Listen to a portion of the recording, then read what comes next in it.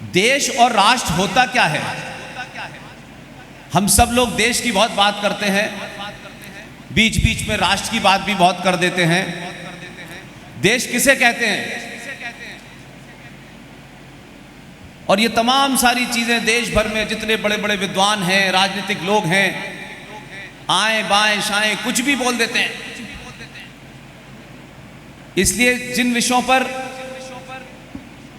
जिसको कोई जानकारी न हो, जरूरी नहीं है कि मंच पे आने के बाद वो उस पे बोलना शुरू कर दे। बहुत कम मैंने ऐसे लोगों को देखा है कि मंच पे आकर के वो ये कहें कि भाई इस विषय का मैं जानकार नहीं हूं इसलिए नहीं बोल सकता, लेकिन उसे लगता है कि मुझे सब कुछ आता है, कुछ भी बोल दो। देश एक जमीन के टुकड़े को कहते हैं। देश की बाउंड्री होती है, उसकी सीमाएं होती हैं। देश को सरकार चलाती है। सरकार के जितने अंग हैं, चाहे जुडिशरी हो, पुलिस हो, सेना हो, शिक्षक हो, ये तमाम सारे लोग देश के अंतर्गत आते हैं। और ये तमाम जितने भी अलग अलग विंग हैं, इन सबको तनख्वाह मिलती है। तो देश को चलाने का काम सरकार का है। और सरकार अच्छी है बुरी है ये अलग विषय हो सकता है, लेकिन राष्ट्र क्या है जिसे हम बहुत कहते हैं चिल्ला चिल्ला के? राष्ट्र की कोई सीमा नहीं होती। राष्ट्र हमारी आस्थाओं से चलता है, परंपराओं से चलता है, सरोकारों से चलता है, मान्यताओं से चलता है, संस्कृति से चलता है, सभ्यता से चलता है। और राष्ट्र को चलाने की जिम्मेदारी समाज की होती है। समाज में मठ हैं, मंदिर हैं, आश्रम हैं, ये तमाम सब राष्ट्र के अंग हैं। इसलिए जो सबसे बड़ा घोटाला हमारे देश में हुआ, इसलिए शुरू से कुछ चीजें गलत की गई और समाज के अंदर कोई पुरुषार्थी खड़ा नहीं हुआ। वो चिल्ला के कहता कि हो सकता है आप मुझसे उम्र में बड़े हो, लेकिन यह सबसे बड़ा झूठ आप बोल रहे हैं। 2024 के भारत में, संचार क्रांति के इस दौर में, छोटे से छोटा बच्चा भी, उसके पास में एक ऐसी ताकत है कि वो मिनटों में, सेकंड्स के अंदर दुनिया में क्या हो रहा है, कौन सच बोल रहा है, कौन सच नहीं बोल रहा, क्या गलत है, क्या सही है, वो पता कर सकता है। और मैं भी जब इस मंच से बोलता हूं तो जितने भी लोग नीचे बैठे होते हैं उनसे कहता हूं, अगर मेरी किसी बात से आपको कन्विंस ना हो, तथ्यात्मक ना लगे, फैक्चुअल ना लगे, तो सभा के बाद आप मुझसे पूछ सकते हैं। आपको पूरा अधिकार है सवाल पूछने का। इसलिए 1947 में,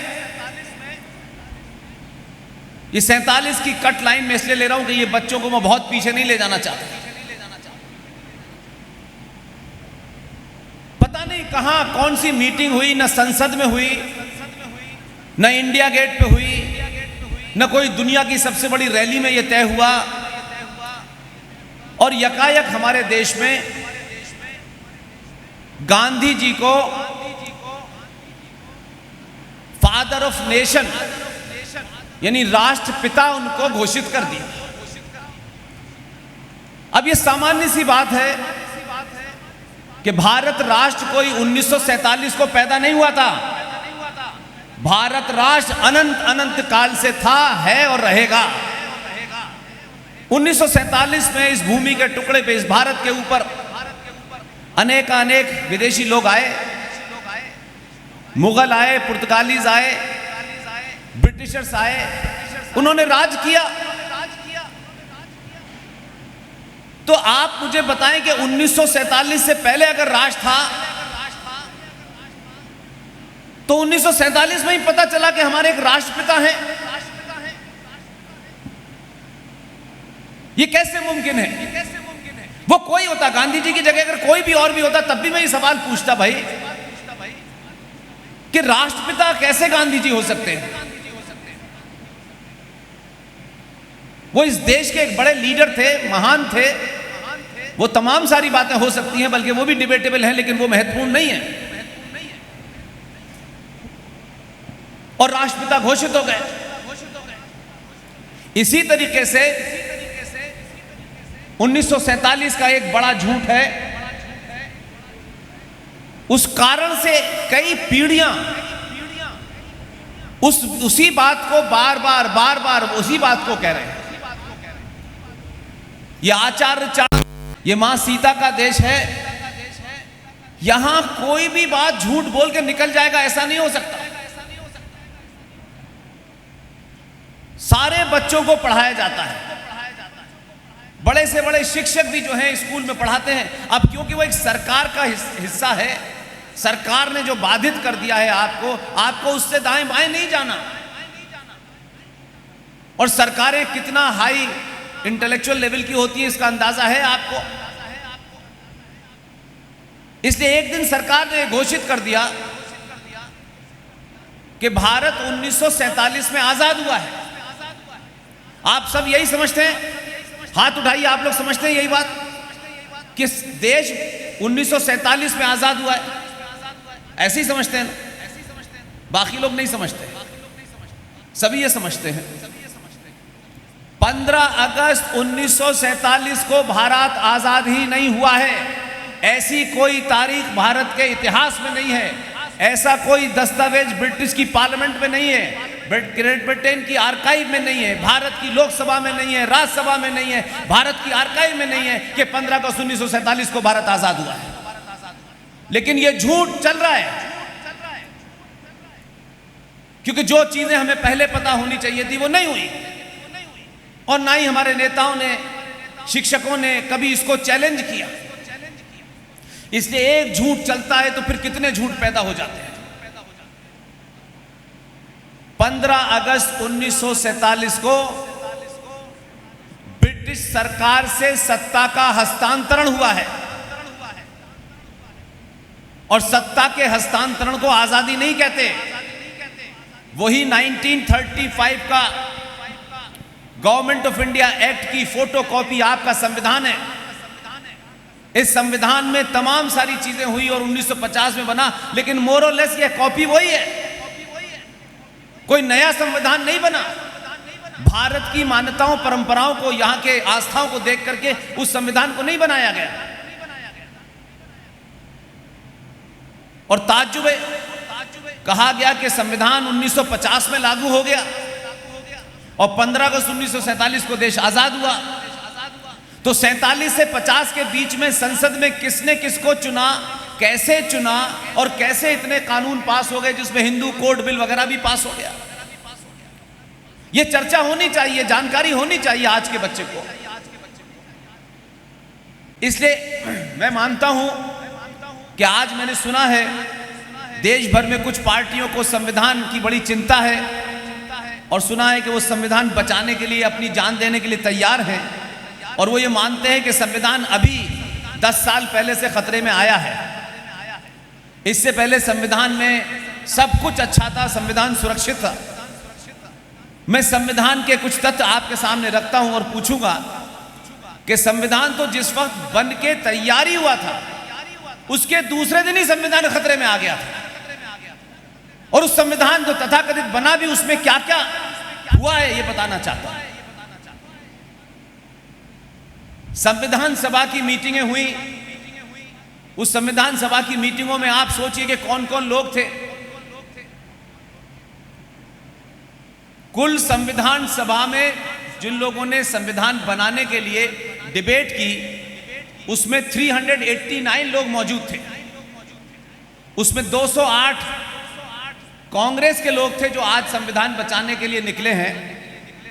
उस समय की रियासतें थी जिनका विलय बाद में हुआ, वो कोई 93 थी, और मुस्लिम लीग और कांग्रेस के बीच में 1946 में एक चुनाव हुआ जनवरी में,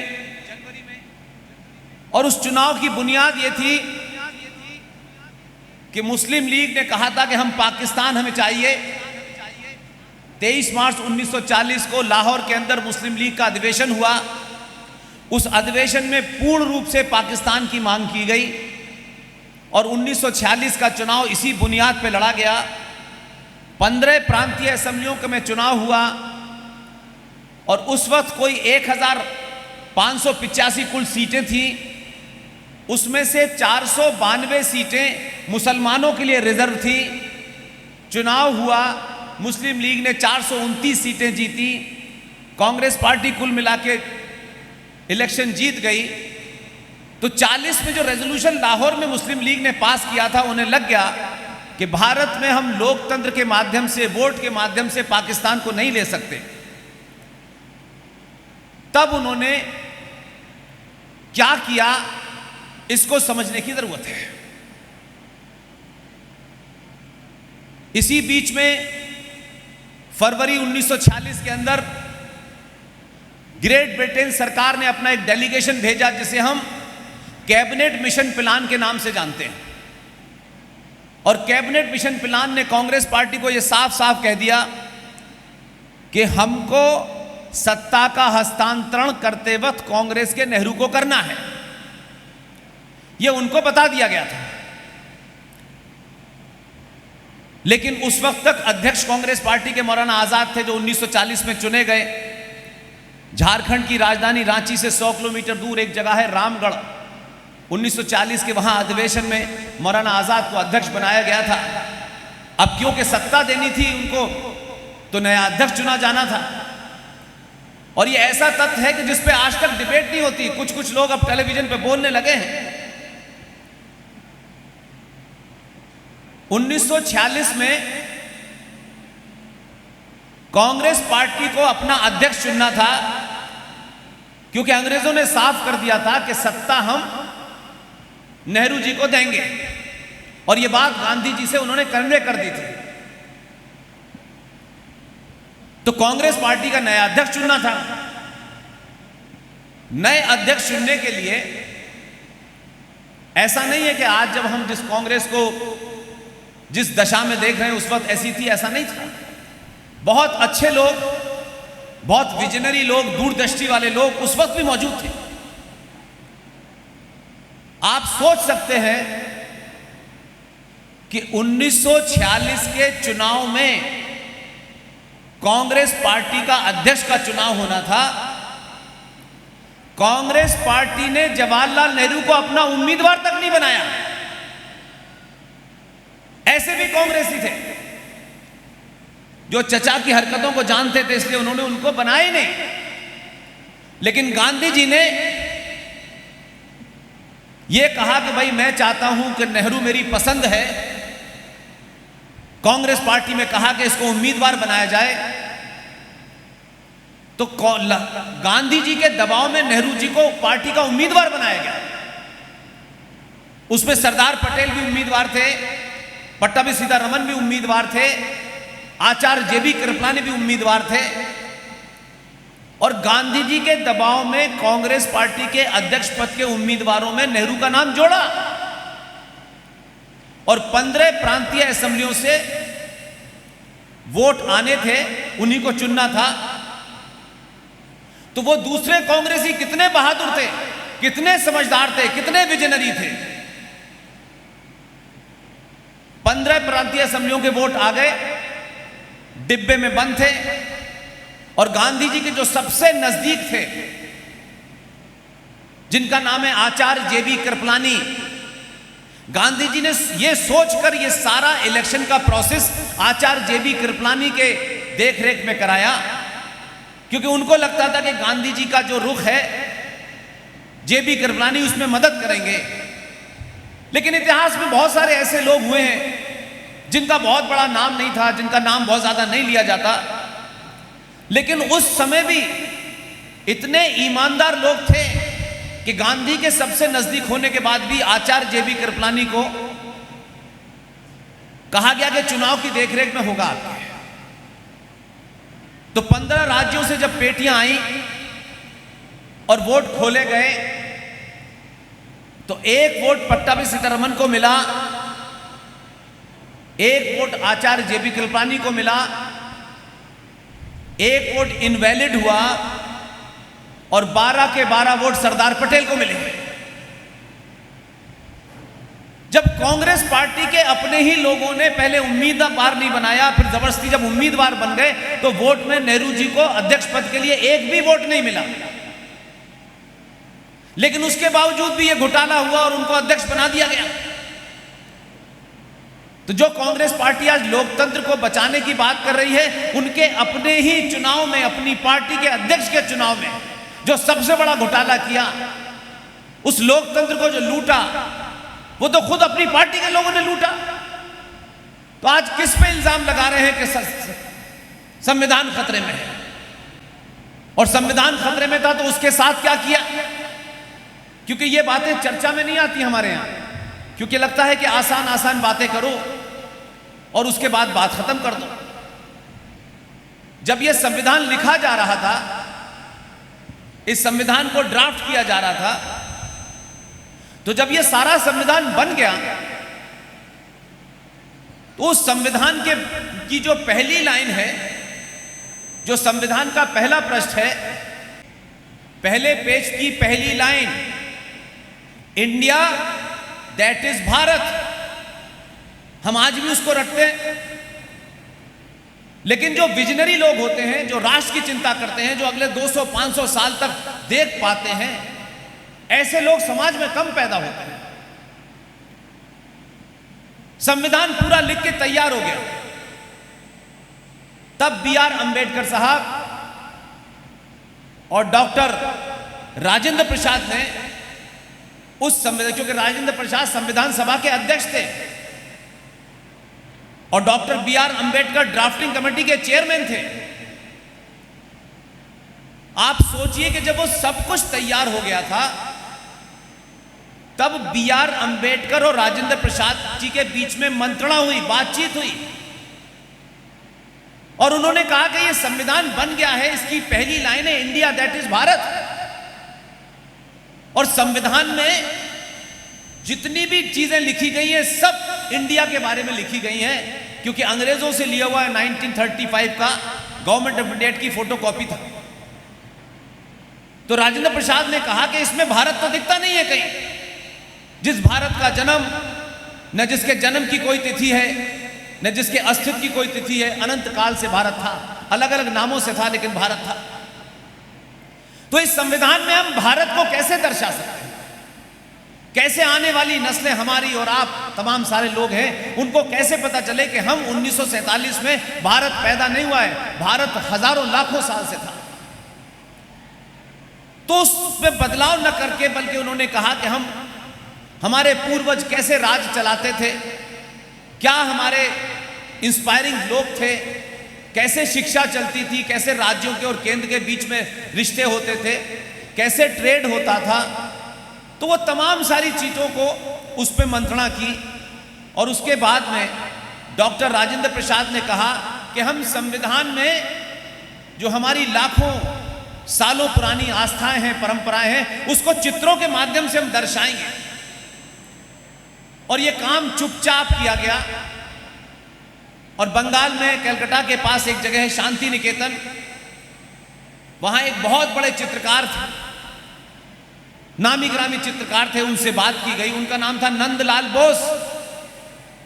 और उनसे कहा गया कि हम चित्रों के माध्यम से संविधान में हमारी हजारों लाखों साल पुरानी सभ्यता को दर्शाना चाहते हैं।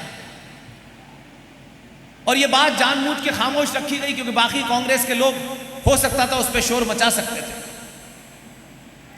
और कुल मिलाकर संविधान में 22 चित्र बने और उन 22 चित्रों की गुप्त इतना रखा गया कि 24 जनवरी 1950 को वो 22 चित्र आए, सबने उस पर साइन किए एक ही दिन में। और 26 नवंबर 1950 को ये संविधान जब बन के आया तो उसमें वो सारे चित्र मौजूद थे। और वो 22 चित्र ऐसे थे जिसके बारे में आज कोई सोच नहीं सकता। अगर आप उसकी बात करेंगे तो लोग आपको कम्युनल, हिंदू, एक्सट्रीमिस्ट, तमाम किस्म के शब्द अपना देंगे। किसी एक पार्टी पर लगा दीजिए साहब ये हिंदू पार्टी है या फला पार्टी है, ये राजनीतिक स्वार्थ हो सकता है। मैं नहीं जानता कि आप में से कितने लोग जानते हैं जो ओरिजिनल संविधान था, जिसे 26 नवंबर 1950 को भारत ने आत्मसात किया था, एक्सेप्ट किया था, उस संविधान के पहले पन्ने पर जहां इंडिया दैट इज भारत लिखा हुआ है, वहां बनारस में जिस नंदी जहां बैठा है 450 साल से, जिस नंदी के सामने एक इस्लामिक आक्रांत ने शिव को कैसे तोड़ करके उसको ज्ञान व्यापी मस्जिद बना दिया, उस शिव की मूर्ति भारत के संविधान के पहले पृष्ठ पर बनी हुई है। उस नंदी की मूर्ति उस ओरिजिनल संविधान में जिसे कांग्रेस पार्टी ने 26 नवंबर 1950 को आत्मसात किया था, उसी संविधान के पेज नंबर 5 पर मर्यादा पुरुषोत्तम राम, मां सीता और लक्ष्मण पुष्पक विमान पे श्रीलंका से वापस आ रहे हैं, वो चित्र बना हुआ है उसमें। उसी संविधान में छत्रपति शिवाजी हैं, उसी में सुभाष हैं, उसी में रानी लक्ष्मीबाई हैं, तमाम ऐसे चित्र। मैं पूछता हूं, जब संविधान सभा ने वो संविधान पास कर दिया था तो किस पार्टी के इशारे पर उन 22 चित्रों को निकाल दिया गया? यह कांग्रेस पार्टी को बताना चाहिए। उसी संविधान में 1952 में एक बहस हुई, और 1952 की वो बहस इसलिए जरूरी है ताकि आज के बच्चों को पता चले कि हम सिर्फ पढ़ी पढ़ाई बातों से अपनी बात नहीं कहना चाहते। उसी संविधान के अंदर 1952 में यह हुआ कि ये जो भारत का कैलेंडर है, जो अंग्रेजी कैलेंडर है, जिस कैलेंडर को हम रोज सुबह से शाम तक देखते हैं, ये कैलेंडर तो अंग्रेजों का कैलेंडर है। हमारा कैलेंडर तो सका संवत से होता था। तो उस सभा में, संसद में ऐसे महान लोग मौजूद थे, उन्होंने कहा कि भारत का कैलेंडर तो सका संवत से होना चाहिए। तो पूरे लोकसभा के सदन के सारे लोग खड़े हो गए और उन्होंने कहा कि यह बात बिल्कुल सही है, ये अंग्रेजी की डेट, ये 360 दिन, ये किसने तय किए? हमारे यहां तो हजारों साल पहले से कैलेंडर चल रहा है। लेकिन उस वक्त की लोकसभा और राज्यसभा में कैसे विद्वान लोग थे जो अपनी संस्कृति को भी जिंदा रखना चाहते थे और आधुनिक युग की चीजों को भी उसमें जोड़ना चाहते थे। 1952 में यह चर्चा हुई और उसके बाद में एक कमेटी बनाई गई। उस कमेटी का नाम था कैलेंडर सुधार समिति। यह 1952 में बनी और देश के प्रसिद्ध लोग, उसमें डॉक्टर मेघनाथ साहा जो फिजिक्स के जाने माने स्कॉलर थे, उनको उस कमेटी का अध्यक्ष बनाया गया। प्रोफेसर ईसी बनर्जी जो वाइस चांसलर थे इलाहाबाद यूनिवर्सिटी के, वो उसमें थे।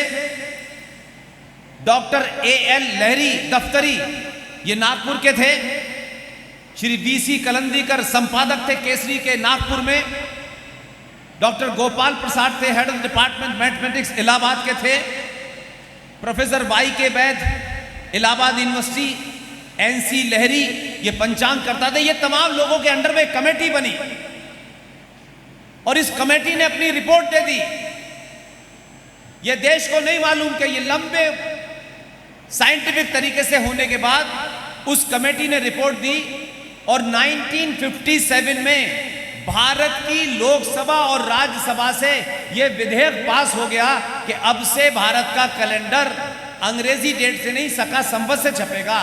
लेकिन कौन वो ताकतें थी जिन्होंने उसको नहीं छपने दिया? तो संविधान आज कोई खतरे में नहीं आया है, संविधान को पहले दिन से खतरे में था।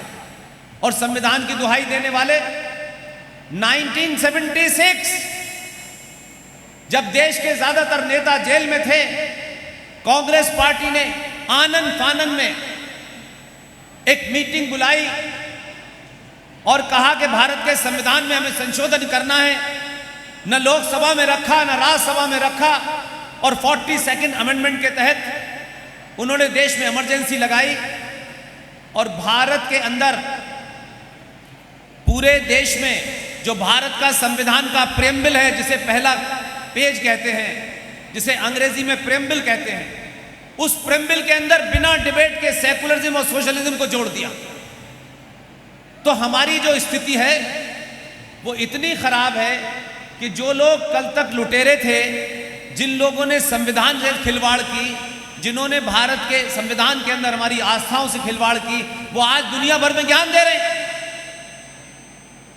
तो ये संविधान की बात थी। 100 से अधिक देशों में देखा जाने वाला, सर्वाधिक लोकप्रिय और सबसे अधिक फॉलोअर्स के साथ पूरी दुनिया में आर्य समाज के विचारों का प्रचार करने वाला एकमात्र चैनल वैदिक प्रचार।